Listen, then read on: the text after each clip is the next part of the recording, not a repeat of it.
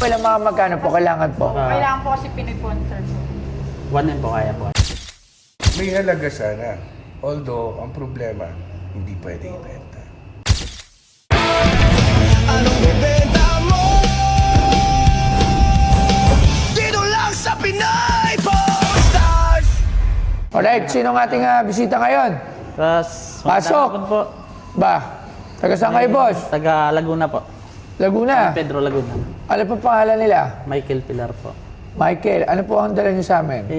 Ipakong ko po sana sa inyo itong kwan. Yung nakita ko po sa dagat na Taclobo Pearl. Taclobo Pearl na naman. Taclobo Pearl. Taclobo Pearl po.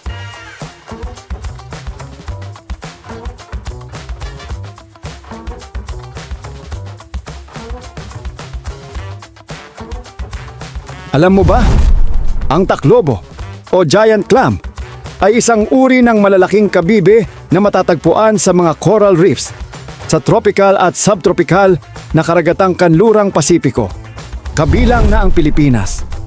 Kilala ito sa napakabigat na timbang at malaking sukat na maaaring umabot ng hanggang 1.5 metro ang lapad at tumimbang ng higit sa 200 kilo.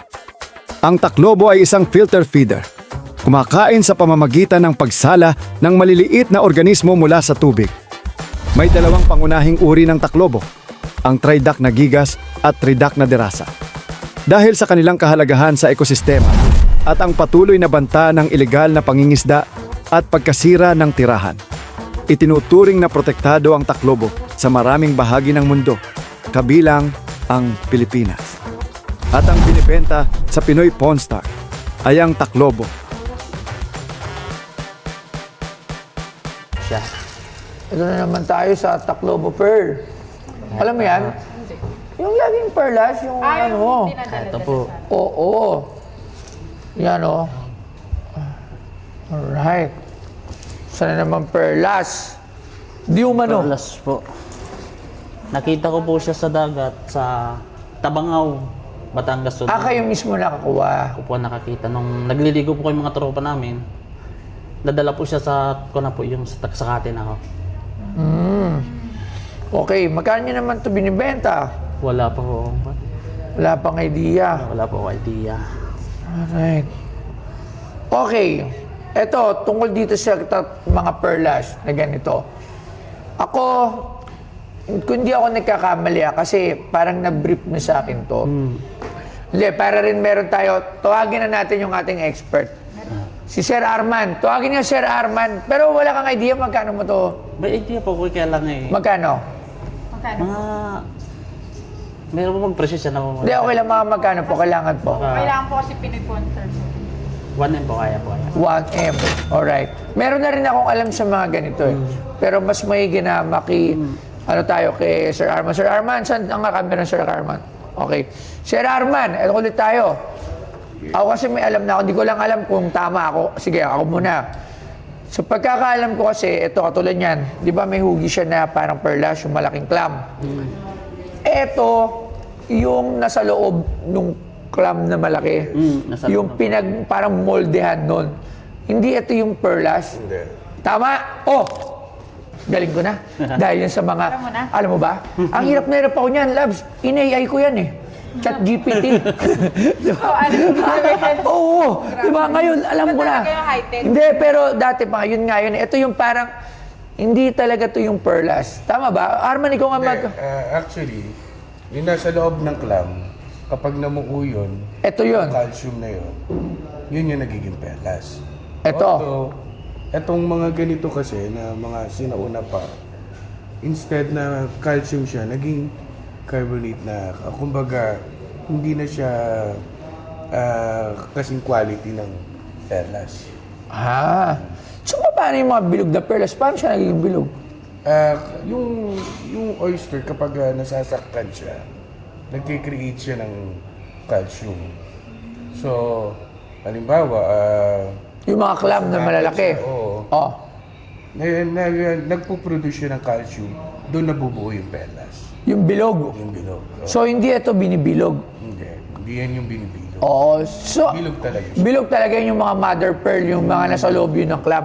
Ito kasi ito nga yung parang, ano eh, parang, Taklobo daw. oo, yung taklobo yung malalaki. So, ito yung parang, ito yung ano. siya, Oo, kumbaga parang, ayan, ganyan siya. Tapos sa loob niyan, doon mo makikita yung pearl. Ganun ba yun? Yun. Ito ay hindi perlas. Ewan ko, tama ba pinagkasabi ko? Ewan ko kay ChatGPT eh. Hindi, pero sa tingin ko nga kasi, pero yung ganito ba may halaga? Kasi maraming nagbebenta nito eh. Marami, may halaga sana. Although, ang problema, hindi pwede ibenta. Ah, hindi pwede ibenta. Bakit? Hindi nalaw ng gobyerno natin. Ah, Kalay pa ng pa. yung mga ganito, Dedicated. may mga ganito nabibenta. Before, oo. Before, nakakabenta sila. Na mahal. Hindi naman ganun kamahal kasi sa Romblon, ang dami niyan. Sa... Saan pa ba yun? May isang site na na-feature na din sa isang programa eh.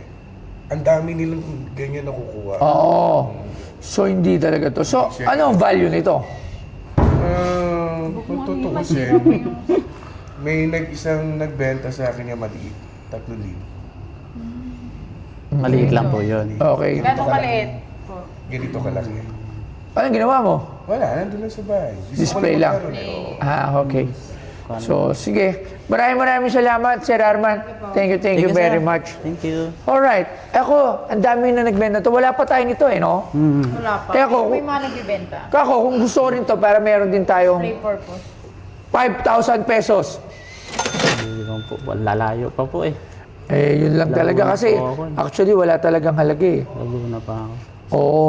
So, hindi ko siya mabibili. Kung ako lang, Baka pwede pong dagdagan. hindi. Kasi pandi-display ko lang.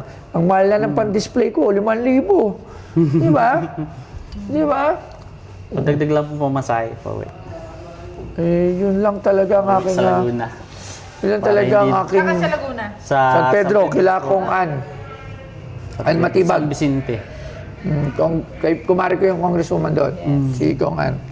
So, Ipapakong ko rin po kasi yung bangko, yung uncle ko nandiyan kasi magpapakon siya, CT scan, tsaka yung lalaki kasi yung paa niya. okay, kasi ako, cardio dito yata, talaga, cardio. hindi ko to mabibili ng mataas eh. Kasi nga, pag-display lang talaga eh. May display ko lang siya, nakaganyan lang siya. Tapos, sample lang. So, go loves, bulong mo nga. Ha? Magkano ba pamasahe? Kung po kami, tig 300 po kami papunta dito eh. Balikan, 600. O 600, o di 5,600 pesos. O, dalawa na sila. 1, 2, 6,200. O, sabi mo, pamasahe lang. Hindi, gawin mo ng 6,000. Siyempre, pinapagawa pa nila. 6,200 nga eh. Okay. Boss, baka pwede mo makahirit. Pwede po 7,000. O, 7,000, sige na. Para makauwi na rin kayo ng San Salamat Pedro. pa. Makikita mo to, naka-display dyan. Taklobo. At least meron si Oo. Boss Toyo. Marami ka pa nito, no? Wala po. Isa lang Wala, po yan. oo. Nakita lang po namin na nagbabagyo po. Akala Hindi kasi- ko kami magtotropa. Akala namin yung pan lang, yung shell lang. Sabi ko, ba't mabigat kung shell lang? Nasa loob to Tinanggal ng namin shell. yung balat. Oo, ito yung nasa Yan, loob. dito no? po yung pinagbalatan niya. Ayan, o, tingnan nga natin. Yun nga, Tinanggal yan. ko na po siya, nilinis ko na po siya. Oo, may balat siya sa labas, no? Ito po yung pinagtanggal. Oh, yan. Nandito yan, oh, sa labas yan, oh. Ito pa po yung Oo, iba. ganun yan eh. Oh, yan, ganyan yan. Ito po yung tinoklap. Yan. Oo, Yan, nandiyan po yan sa kanya. oh, sa labas yan eh, no? Nakaganyan yan, oh, diba? ganyan po siya. Sabi ko sa'yo, tama ako. Ang galing Ito ko. po kaya, mabibili po niya kaya. Red Ito. Red Jasper. Borax to eh. Borax level. Borax. Kala ko ito bibili. Borax to. O, kita mo, alam mo na. Ito yung nakita mo sa silver. Yes. Yung ginagamit. Galing ko. Ay, hindi po ito nabibili. Hindi yan nabibili. Okay. So, di ba? Ang galing ko, no? At So, least na pera ko kay Boss Toyo. kaya maraming salamat. So, hindi ko alam kung talagang borax yun. Sinabi ko lang. Baka mo. Thank you very Thank much. you po, sir. Maraming salamat. Ma'am. Thank you po. Masaya po. Pagpunta ko dito kay Boss Toyo, kahit pa paano, nalaman ko po yung aking item na wala masyadong halaga. Pero sa bait ni Boss Toyo, ay binta pa rin ng 7,000. Maraming salamat, Boss Toyo. Thank you po. God bless. Anong